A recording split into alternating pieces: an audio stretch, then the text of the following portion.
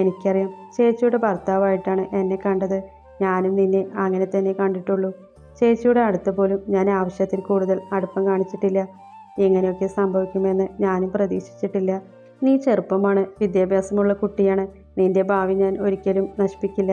Nancy പേടിക്കേണ്ട. ഞാനൊരിക്കലും ഒരു ഭർത്താവിൻ്റെ അവകാശം പറഞ്ഞ് നിന്റെ പിന്നാലെ വരില്ല. കൊച്ചെ, നന്നായി പഠിച്ചോ, നല്ലൊരു നേഴ്സായി സ്വന്തം കാലിൽ നിൽക്ക്. അപ്പോൾ ഞാൻ തന്നെ ഒഴിഞ്ഞു തരാൻ കേട്ടോ. ഉള്ളിൽ ഒരുപാട് വേദന തോന്നിയിട്ടും അവൻ ചിരിച്ചുകൊണ്ട് പറഞ്ഞു. സത്യമാണോ? ശരിക്കും എന്നെ പഠിക്കാൻ വിടുമോ? നാൻസി കണ്ണു തുടച്ചുകൊണ്ട് ചോദിച്ചു. പഠിക്കാൻ വിടാതെ പഠിപ്പിക്കും. നിനക്കിഷ്ടമുള്ളതുപോലെ ജീവിക്കാനും സമ്മതിക്കും. കൊച്ചി ഇവിടെ കിടന്നു, ഞാൻ നിലത്ത് കിടക്കാം, ജോഷി പറഞ്ഞു. വേണ്ട, ഇവിടെ കിടന്നു, കുഴപ്പമില്ല, നാൻസി പറഞ്ഞു. അവനൊരു പുഞ്ചിരി തൂക്കി അവളുടെ അടുത്ത് വന്ന് കിടന്നു. തനിക്കൊരു വിവാഹ ജീവിതം ഉണ്ടാവില്ല എന്ന് അവൻ മനസ്സിലുറപ്പിച്ചു. പിറ്റേ ദിവസം അവൻ അവൻ്റെ പതിവ് ദിനചര്യകൾ തുടങ്ങി. നാൻസി എഴുന്നേറ്റ് വന്നതും കാണുന്നത് അമ്മച്ചിയെ കുളിപ്പിച്ച് ഭക്ഷണം കൊടുക്കുന്ന ജോഷിയാണ്. അവൾക്ക് എന്തോ അവനോട് പാവം തോന്നിപ്പോയി. പെങ്ങന്മാർ രണ്ടും ഒരു കണക്കാണ് എന്ന് ആദ്യമേ മനസ്സിലായിരുന്നു. കൊച്ച്, ഭക്ഷണം എടുത്തു കഴിച്ചോ? ജോഷി പറഞ്ഞു. നാൻസി അവരുടെ അടുത്തു തന്നെ പോയി ഇരുന്ന് കഴിച്ചു. 2 ദിവസം വളരെ ബോറടിച്ചു പോയി നാൻസിക്ക്. എല്ലാ പണിയും ജോഷി തന്നെ ചെയ്യും. അവൾക്കൊന്നും ചെയ്യാനുണ്ടായിരുന്നില്ല. രാത്രി കിടക്കാൻ നേരം ജോഷിയുടെ അടുത്ത് നാൻസി പറഞ്ഞു. നാളെ മുതൽ എനിക്ക് ക്ലാസ് തുടങ്ങും. പിന്നെ ഞാനും ഒരു നേഴ്സാണ്. അമ്മച്ചിയുടെ കാര്യം ഞാനും നോക്കിക്കൊള്ളാം. എനിക്ക് അറപ്പും മടിയുമില്ല. പിന്നെ ഇച്ചായ ഒറ്റയ്ക്ക് അടുക്കളയിൽ പണി ചെയ്യേണ്ട, നാൻസി പറഞ്ഞു.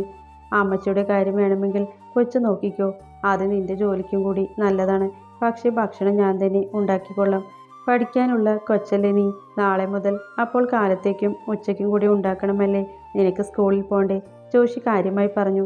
നാൻസി അവൻ്റെ സംസാരം കേട്ട് ഉറക്കെ ചിരിച്ചുപോയി. സ്കൂളല്ലേ ഇച്ചായ, കോളേജാണ്, അവൾ പറഞ്ഞു. ആദ്യമായി കണ്ട പോലെ ജോഷി അവളുടെ പുഞ്ചിരി നോക്കി നിന്നു. ഇത്രയ്ക്കും ഭംഗിയുണ്ടായിരുന്നു അവൾക്ക്. അവനൊരു നിമിഷം ചിന്തിച്ചുപോയി. ആദ്യത്തെ ദിവസം നഴ്സിംഗ് കോളേജിലേക്ക് ജോഷി തന്നെയാണ് അവളെ സ്കൂട്ടറിൽ കൊണ്ടാക്കിയത്. അവളുടെ അവസാന സെമിസ്റ്റർ ആയിരുന്നു അത്. പരിചയമില്ലാത്ത ഒരാളുടെ കൂടെ അവൾ വരുന്നത് കണ്ടതും അവളുടെ കൂട്ടുകാരിയായ ബിൻസി അത് ആരാണെന്ന് അവളോട് തിരക്കി. എന്തു പറയണമെന്നറിയാതെ കുടുങ്ങിപ്പോയി അവൾ. അതെൻ്റെ വകയിലുള്ള ഒരു അങ്കിളാണ്, പെട്ടെന്ന് തോന്നിയ കള്ളം പറഞ്ഞു നാൻസി. കൂടുതൽ ആരോടുമൊന്നും സംസാരിക്കാത്ത പ്രകൃതമാണ് നാൻസി. ആകെ കൂട്ടുകാരിയായിട്ടുള്ളത് ബിൻസിയാണ്. ദിവസങ്ങളും മാസങ്ങളും കടന്നുപോയി. നാൻസിയും ജോഷിയും വളരെ അടുത്ത സുഹൃത്തുക്കളായി മാറി. കോളേജിൽ പോകുമ്പോൾ അവൾക്ക് വേണ്ടി ലഞ്ച് ബോക്സ് ഒരുക്കാൻ അവൻ തിടുക്കം കാട്ടി. അവളുടെ ഫീസ് അടയ്ക്കാനും പോക്കറ്റ് മണിക്കും എല്ലാം അവൻ കണ്ടറിഞ്ഞ് പണം ചിലവാക്കി. പരീക്ഷ സമയങ്ങളിൽ നട്ടപ്പാതിര നേരത്ത് തനിക്ക് വേണ്ടി കട്ടൻ കാപ്പി ഉണ്ടാക്കി ഉറക്കം കളഞ്ഞിരിക്കുന്ന ജോഷിയെ നാൻസി ശ്രദ്ധിക്കാൻ തുടങ്ങി. മനസ്സിൽ ചാഞ്ചാട്ടം വന്നിരിക്കുന്നു. നാൻസിക്ക് ഇപ്പോൾ വേഗം കോളേജ് വിട്ട് വീട്ടിൽ വരാനാണ് തോന്നുന്നത്. വൈകുന്നേരം ആകുമ്പോഴേക്കും ജോഷി ചായൻ എണ്ണക്കടിയും ചായയും ഉണ്ടാക്കി തരും. ഒപ്പം തന്നെയും കൂട്ടി പറമ്പിൽ പണിയെടുക്കുകയും കുറേ നാട്ടുവർത്തമാനം പറഞ്ഞിരിക്കുകയും ചെയ്യും. ഭാര്യയേക്കാൾ ഉപരി തന്നെ ഒരു മകളായിട്ടാണ് ജോഷിച്ചായൻ കാണുന്നത് എന്ന് നാൻസിക്ക് തോന്നി. തുലാവർഷ രാത്രിയിലെ മഴയിലും ഇടിയിലും അന്തരീക്ഷത്തിൽ നിറഞ്ഞ തണുപ്പിൽ നാൻസിക്കും ചെറുചൂട് വേണമെന്ന് തോന്നി. തൻ്റെ അടുത്ത് നിവർന്നു കിടക്കുന്ന 6 അടി ഉയരത്തിലുള്ള പുരുഷനെ ഒന്ന് നോക്കി നാൻസി. ഇരുനിറമാണ്, വലിയ ശരീരം, നെഞ്ചിലെ കറുത്ത രോമങ്ങളാണുള്ളത്. ഇതുവരെ ടീഷർട്ട് ഊരി കണ്ടിട്ടില്ല. വീട്ടിലാവുമ്പോഴും ടീഷർട്ട് ഇടും. നാൻസി കണ്ണടച്ച് കിടക്കുന്ന അവൻ്റെ നെഞ്ചിലേക്ക് പതിയെ മുഖമുരസി. എന്താ? ജോഷി ഞെട്ടലോടെ എഴുന്നേറ്റിരുന്നു. ഒന്നുമില്ല, എനിക്ക് തണുക്കുന്നു, നാൻസി വിഷയം മാറ്റിക്കൊണ്ട് പറഞ്ഞു. പുതപ്പിട്ട് നേരെ മൂടിക്കിടന്നു, ജോഷി പറഞ്ഞു. ഇയാൾക്കൊരു വികാരവുമില്ല, ദേഷ്യത്തിൽ പറഞ്ഞ് നാൻസി തിരിഞ്ഞു കിടന്നു. മഴയുടെ ശക്തിയും ഇടിയും കൂടിയപ്പോൾ നാൻസി പതിയെ തിരിഞ്ഞു. പെട്ടെന്നാണ് കറണ്ട് പോയത്. നാൻസി അവസരം മുതലെടുത്തുകൊണ്ട് അവനെ മുറുക്കി കെട്ടിപ്പിടിച്ചു. ജോഷി ഞെട്ടലോടെ അവളെ തള്ളാൻ നോക്കിയതും നാൻസി അവൻ്റെ ചെവിയിലായി പതിയെ മുഖമിട്ട് ഉരസി. എന്നിങ്ങനെ കിടക്കാം, എനിക്ക് തണുക്കുന്നുണ്ട്, എന്നെ കെട്ടിപ്പിടിക്കിച്ച, നാൻസി കൊഞ്ചലോടെ പറഞ്ഞു. ജോഷി തൻ്റെ ഉള്ളിലായി ഉറങ്ങിക്കിടക്കുന്ന വികാരങ്ങൾ അവളുടെ ചെറിയ സ്പർശനത്തിൽ പോലും ഉണരുന്നതറിഞ്ഞു. അവളുടെ ദേഹത്തിൻ്റെ ചൂടും മാറിൻ്റെ മൃദുലതയും അവൻ്റെ കാരിരുമ്പ് പോലെയുള്ള നെഞ്ചിലമർന്നു. എനിക്ക് നാൻസി, എന്തോ പോലെ ജോഷി പറഞ്ഞു.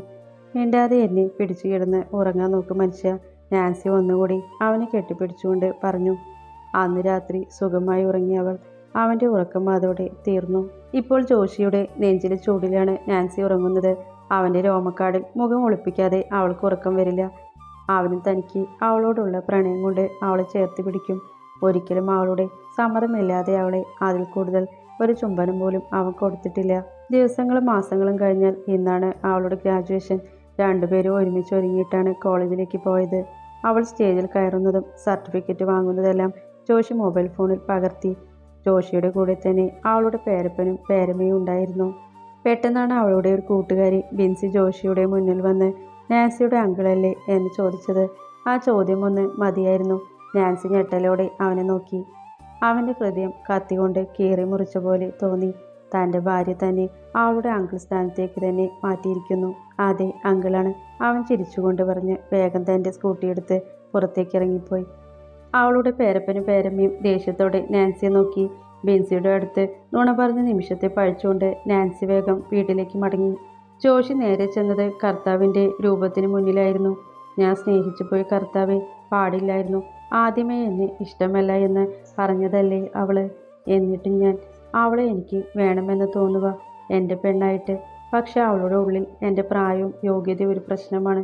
അതുകൊണ്ടല്ലേ കൂട്ടുകാരിയുടെ അടുത്ത് അവളുടെ കഴുത്തിൽ മിന്നുകെട്ടി അവളുടെ അമ്മാവനാക്കിയത്, ജോഷി പറഞ്ഞു. അവൻ്റെ കണ്ണുകൾ നിറഞ്ഞു തുളുമ്പി. പ്രണയം തന്നെ വിഡ്ഢിയാക്കിയിരിക്കുന്നു. 40കാരനെ 15കാരൻ ആക്കുന്ന പ്രണയം. ഇല്ല, തനിക്കൊരിക്കലും യോഗ്യതയില്ല. അവളെപ്പോലെ സുന്ദരിയായ വിദ്യാഭ്യാസമുള്ള ഒരു പെണ്ണിനെ സ്വന്തമാക്കാൻ. ഇത്രയും കാലം ജോഷി ഒറ്റയ്ക്കായിരുന്നല്ലോ, ഇനിയും ഒറ്റയ്ക്ക് തന്നെ മതി. മനസ്സിൽ ഉറപ്പിച്ചുകൊണ്ട് മുഖം തുടച്ച് പറമ്പിലേക്ക് ഇറങ്ങി. കോളേജിൽ നിന്നും കിട്ടിയ ഓട്ടോറിക്ഷ എടുത്ത് നേരെ വീട്ടിലേക്ക് പോയി നാൻസി. ഇച്ഛ ഉറക്കെ വിളിച്ച് വീട് മുഴുവൻ തിരഞ്ഞു. അവൻ മുണ്ടും മടക്കി കുത്തി അടുക്കള വാതിൽ തുറന്നു വന്നു. കൊച്ചേ, ചായ ഉണ്ടാക്കി വെച്ചിട്ടുണ്ട്, കുടിച്ചേക്ക്. ഞാൻ ടൗണിൽ പോയിട്ട് വരാം. അമ്മച്ചിയുടെ മരുന്ന് വാങ്ങാനുണ്ട്. യാതൊരു പ്രശ്നവുമില്ലാതെ വളരെ നോർമലായി തന്നെ ജോഷി സംസാരിച്ചു. വെറുതെ തലയാട്ടി നിന്നുപോയി നാൻസി. താൻ പ്രതീക്ഷിച്ച പോലെ അല്ല അവൻ. രാത്രി അത്താഴം കഴിക്കുമ്പോഴും നാൻസി അവനെ നോക്കി.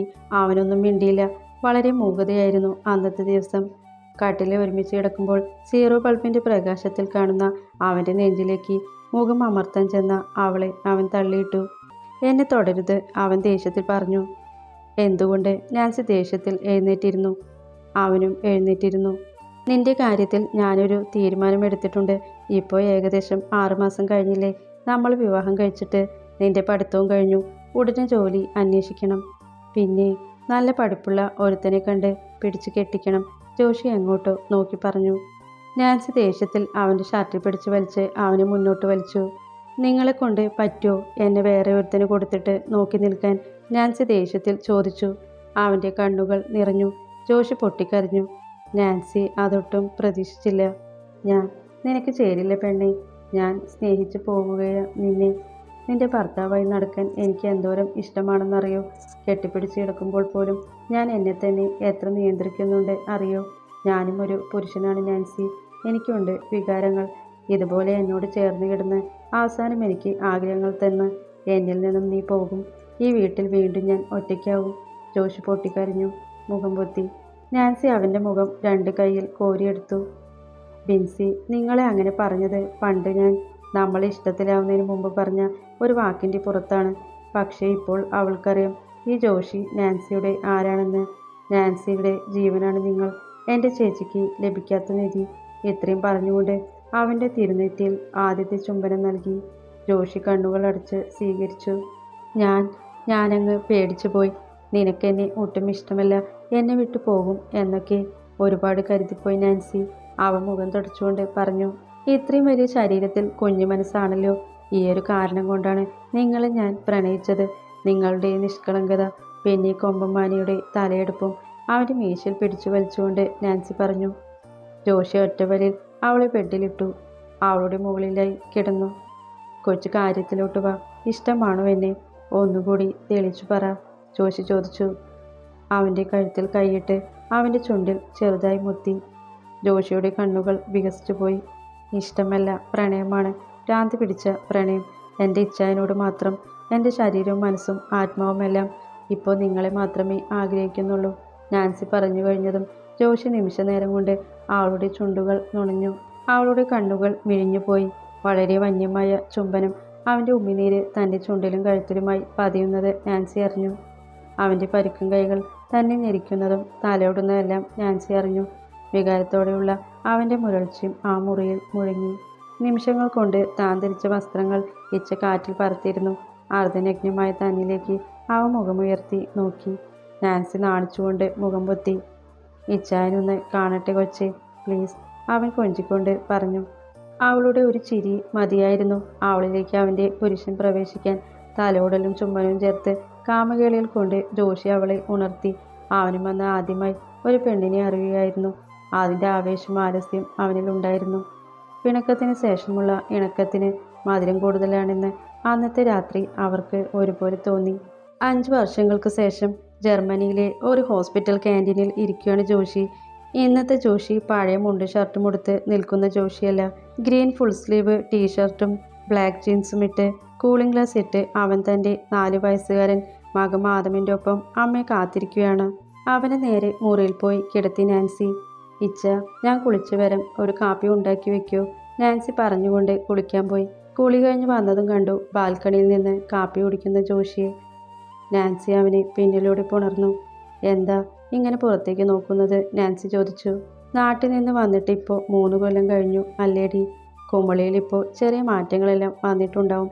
അവളുടെ തോളിൽ കൈയിട്ടുകൊണ്ട് അവൻ പറഞ്ഞു. എന്തു മാറ്റം വരാൻ, അതൊരു പട്ടിക്കാടല്ലേ, നാൻസി പറഞ്ഞു. ഓ, അവളൊരു പരിഷ്കാരി. അവൻ അവളെ ഇടുപ്പിൽ പിടിച്ച് അവൻ്റെ നെഞ്ചിലേക്കിട്ടു. നാൻസി ചിരിച്ചുകൊണ്ട് അവൻ്റെ നെഞ്ചിൽ ചാരി നിന്ന് കാപ്പി കുടിച്ചു. നാൻസി, നമ്മുടെ ആദം ഒറ്റയ്ക്കല്ലേ, അവനൊരു കൂട്ട് വേണ്ടേ, ജോഷി അവളുടെ ചെവിയിൽ മുത്തിക്കൊണ്ട് പറഞ്ഞു. നൈറ്റ് ഷിഫ്റ്റ് കഴിഞ്ഞതുകൊണ്ട് നല്ല ക്ഷീണം, ഉറങ്ങട്ടെ. നാൻസി പതിയെ മുങ്ങാൻ നിന്നതും അവൻ അവളെ ഒരു കൈകൊണ്ട് തോളിൽ പൊക്കിയിട്ടു. അയ്യോ, എനിക്ക് വയ്യേ, നല്ല ക്ഷീണമുണ്ട്, എന്നെ വെടിയിച്ച. അവൻ്റെ തോളിൽ കിടന്ന് കുതിറി നാൻസി. കുറച്ചുകൂടി ക്ഷീണിച്ചാൽ ഒന്നുകൂടി സുഖമായി നിനക്കുറങ്ങാം, അവൻ ചിരിച്ചുകൊണ്ട് പറഞ്ഞു.